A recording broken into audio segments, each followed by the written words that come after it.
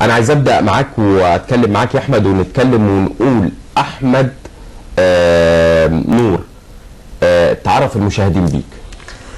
انت خريج ايه؟ بدات الغناء من سنه كام؟ ايه اللي يعني بدات وانا صغير وانا في الدراسه. انا كنت ممكن يبقى عندي درس ما اروحش الدرس واطلع فرح، اروح فرح عشان كنت بحب المزيكا جدا. جميل. يعني كنت مهتم بالمزيكا حتى وانا من ايام الدراسه، يعني من المراحل وانا في ثانوي عام، يعني وانا في ثانيه ثانوي.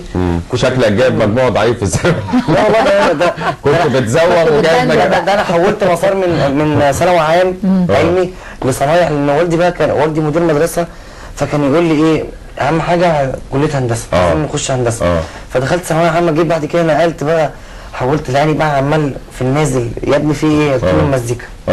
طب قول لي بقى، يعني كان موافق ان انت تغير المسار هو كان معترض مبدئيا بقى، هو راجل تربوي بقى، بس انت هو الخرزانه بقى ولازم دراسه. بس انت يعني مش عايز اقول حطيته قدام الامر الواقع يعني. هو مش انا اللي حطيته، هي الظروف يعني هي الواحد غصب عنه. انت بتحب المزيكا، ربنا خلقك كده. كنت بتغني باستمرار؟ بغني وكنت بالف وبلحن. هل كنت مثلا بتعمل حفلات لاصدقائك وانتوا صغيرين؟ انا في المدرسه كنت كل يوم بعمل حفله. حتى لما دخلت الجيش كنت يوم دراسي يا احمد. ما كانش فيه. يعني هو الموضوع كان في تشجيع من زمايلك يا احمد؟ جامد جدا. كان في تشجيع، كان في مثلا قبول عند الناس اللي هم المحيطين بيك، فحسيت ان انت هو دوت اللي خلاني يعني بقيت مطرب واحترفت الغنى وكونت فرقه وبقى ليا يعني خلاص خدت المجال كحضور. يعني في حفلات انت برضو اقمتها في بعض الاماكن طبعا مثلا؟ كتير. انا حتى في الخدمه العسكريه كنت مطرب في الجيش. جميل. لما الاولى بغني كنت في اداره الشؤون المعنويه في فرع الحفلات، كنت مطرب في الخدمه العسكريه، مطرب في الجيش. جميل. فالغنى خلاص هو ورايا طيب كنت في الجيش وكنت بتغني، التجربه دي اكيد ثقلتك طبعا. علمتك ايه؟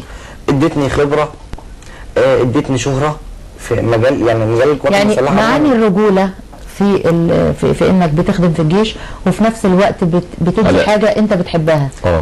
حتى وانا في مركز تدريب كنت انا في اجهزه كده مشاه، الفت اغنيه عن السلاح اللي انا فيه واتقالت في حفله كل سلاح ليه يوم التفوق مثلا او احتفال. عملت اغنيه كان اسمها احنا المشاه. جميل.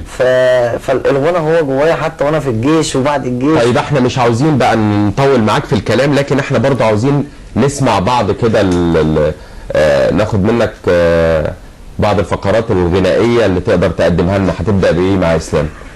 انا كان عايزين نقول حاجه قديمه كده. نقول حاجه قديمه.